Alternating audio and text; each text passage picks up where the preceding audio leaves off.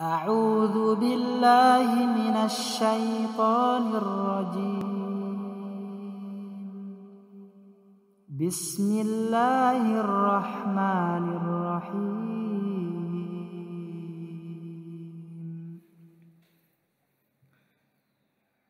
بسم الله الرحمن الرحيم. الحمد لله الذي هدانا لهذا وما كنا لنهتدي لولا أن هدانا الله.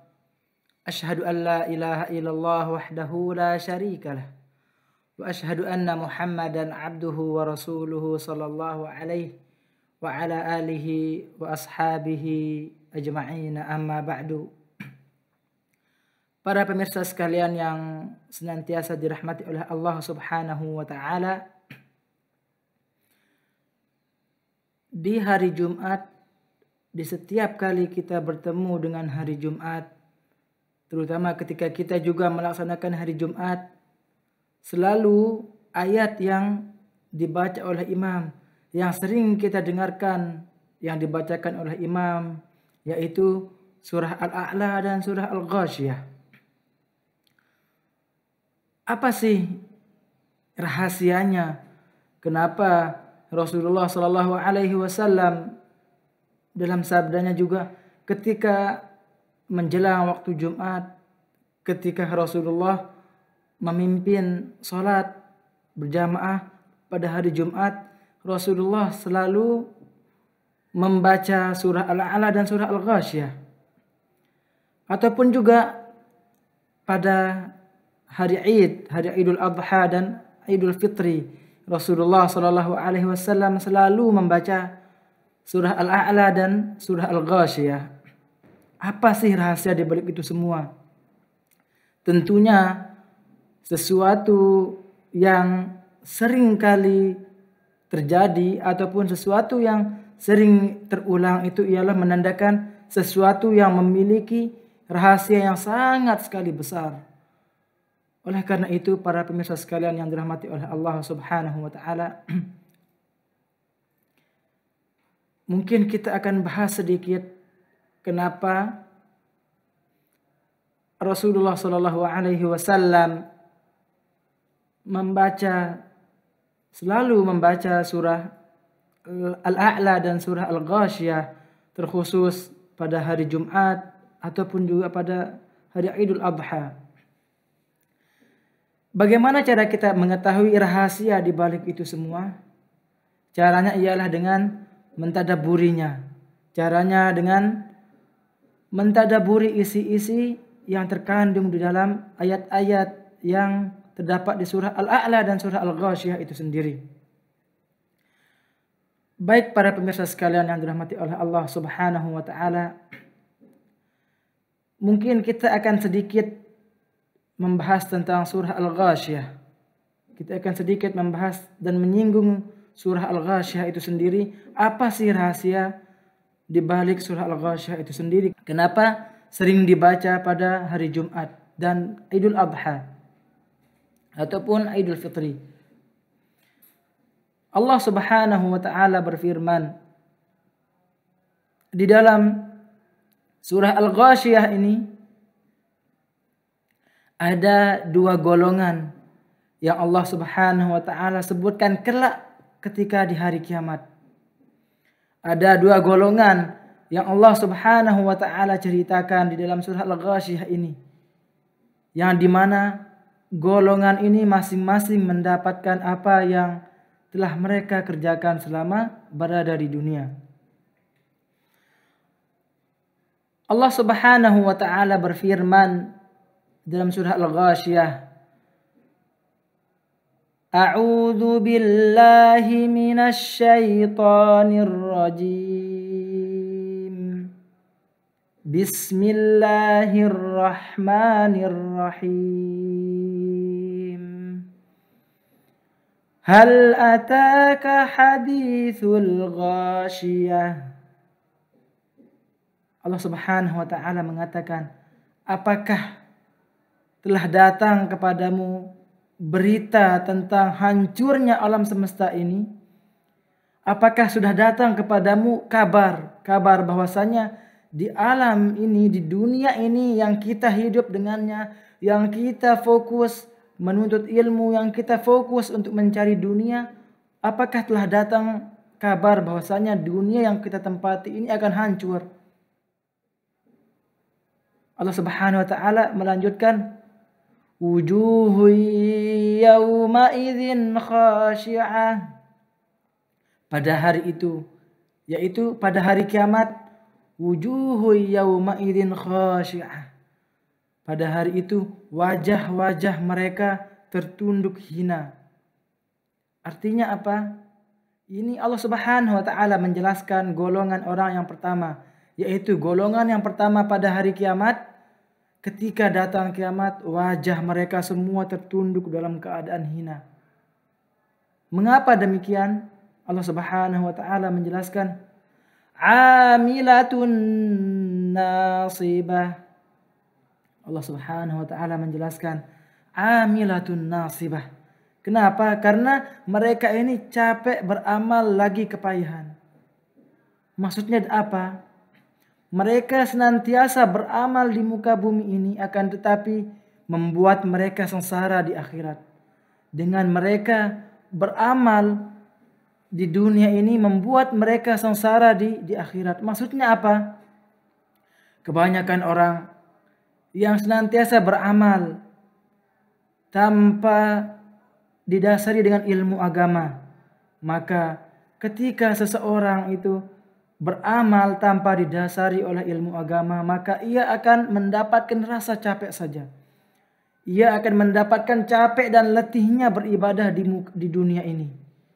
Sedangkan dia belum mengenal siapa Rabb-Nya, siapa nabinya, dan apa agamanya. Mereka belum mempelajari itu semua. Akan tetapi mereka sibuk beramal yang dimana amalan mereka itu tanpa didasari oleh ilmu agama. Oleh karena itu Allah Subhanahu wa taala mengatakan amilatun nasibah.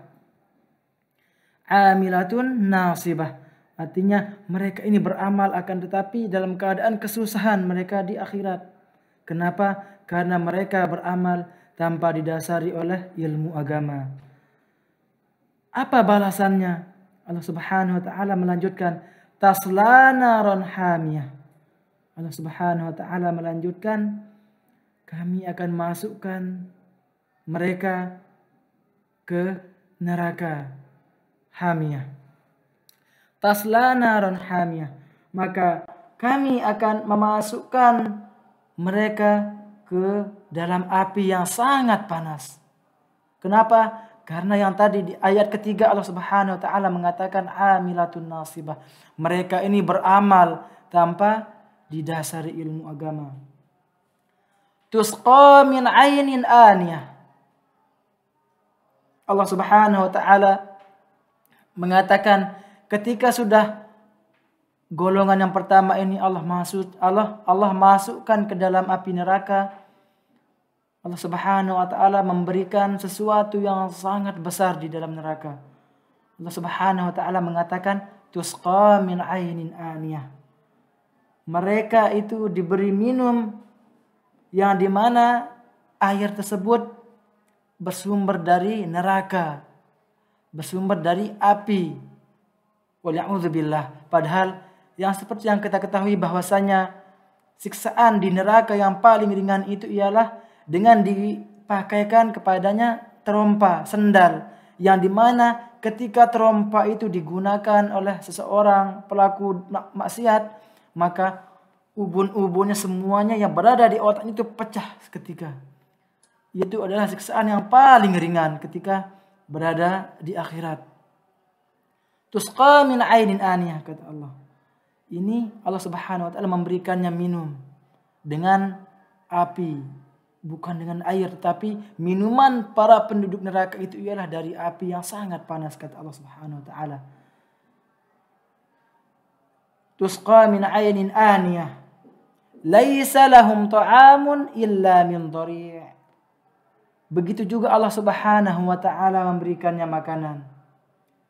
Apa kata Allah? Laisa lahum ta'amun illa min dhari'. Mereka tiada memperoleh makanan selain dari pohon yang berduri. Maksudnya apa? Selain Allah Subhanahu wa taala telah memberikannya minum, Allah Subhanahu wa taala pula memberikannya makanan, yang dimana makanan para penduduk neraka pada golongan yang pertama tadi Allah Subhanahu wa taala sebutkan itu ialah makanannya berupa dari pohon yang berduri, penuh dengan durinya. Dan itu ialah ketika dia memakan pohon yang berduri itu, duri-durinya nyangkut di tenggorokannya sampai keluarlah memuntahan darah dari mulutnya akibat sakitnya pohon berduri itu, yang pohon itu khusus dari neraka Allah Subhanahu wa taala. Laisa lahum ta'amun illa min dhari', la yusminu wa la yughni min ju', kata Allah Subhanahu wa taala. Allah Subhanahu wa taala melanjutkan, la yusminu wa la yughni min ju', yang dimana makanan para penduduk neraka yang tadi yang dijelaskan oleh Allah Subhanahu wa taala, baik itu juga minuman yang Allah Subhanahu wa taala berikan kepada penduduk neraka, la yusminu wa la yughni min ju', tidak dapat sekali menggemukkan mereka, apalagi membuat mereka kenyang. Itulah makanan penduduk neraka. Adapun minumannya, kata Allah Subhanahu wa taala tadi, ialah berupa minuman yang terbuat dari api neraka, yang dimana minuman tersebut tercampurkan oleh darah dan nanah yang sangat busuk sekali, sehingga mau tidak mau para golongan yang pertama ini Allah Subhanahu wa taala sebutkan ialah mau nggak mau mereka harus meminum itu semua, mau nggak mau mereka harus memakan itu semua. Waliya'udzubillah. Ini adalah golongan yang pertama yang Allah Subhanahu wa taala hadiah yang Allah Subhanahu wa taala berikan kepada golongan yang pertama, yaitu golongan ahli neraka. Waliya'udzubillah. Ini ialah pelajaran bagi kita semua bahwasanya apa sih rahasia di balik surah Al-Ghasyiyah itu sendiri.